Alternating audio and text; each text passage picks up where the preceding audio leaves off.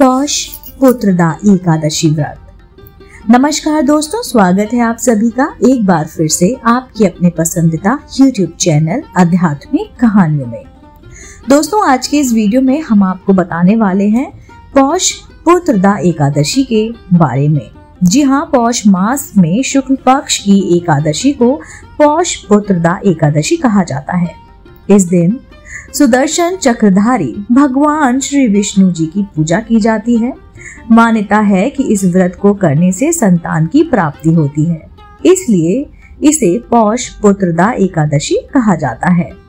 स्त्री वर्ग में इस व्रत का बड़ा ही प्रचलन और महत्व है। इस व्रत के प्रभाव से संतान की रक्षा भी होती है। पौष पुत्रदा एकादशी पूजा की विधि क्या है, चलिए हम आपको विस्तार से बताते हैं। पौष पुत्रदा एकादशी के दिन श्रद्धा पूर्वक भगवान विष्णु का पूजन किया जाता है। इस व्रत की विधि इस प्रकार है। सबसे पहले पौष पुत्रदा एकादशी का व्रत रखने वाले श्रद्धालुओं को व्रत से पूर्व दशमी के दिन एक समय सात्विक भोजन ग्रहण करना चाहिए। व्रती को संयमित और ब्रह्मचार्य का पालन करना चाहिए।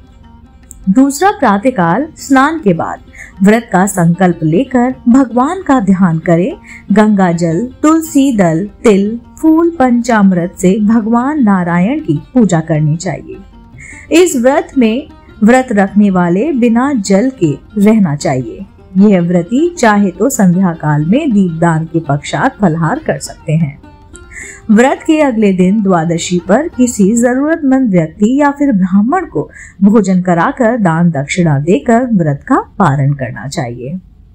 संतान की कामना के लिए क्या करें? सबसे पहले प्रातःकाल पति पत्नी दोनों संयुक्त रूप से भगवान श्री कृष्ण की उपासना करें।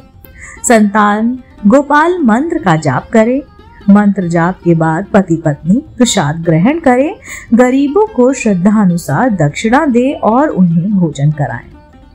पौराणिक कथा क्या है, चलिए मिलकर सुनते हैं। किसी समय भद्रावती नगर में राजा सुकेतु का राज था। उनकी पत्नी का नाम शैव्या था। संतान नहीं होने की वजह से दोनों पति पत्नी दुखी रहते थे। एक दिन राजा और रानी मंत्री को राजपाट सौंपकर वन में चले गए। उस दौरान उनके मन में आत्महत्या करने का विचार आया, लेकिन उसी समय राजा को यह बोध हुआ कि आत्महत्या से बढ़कर कोई पाप नहीं है।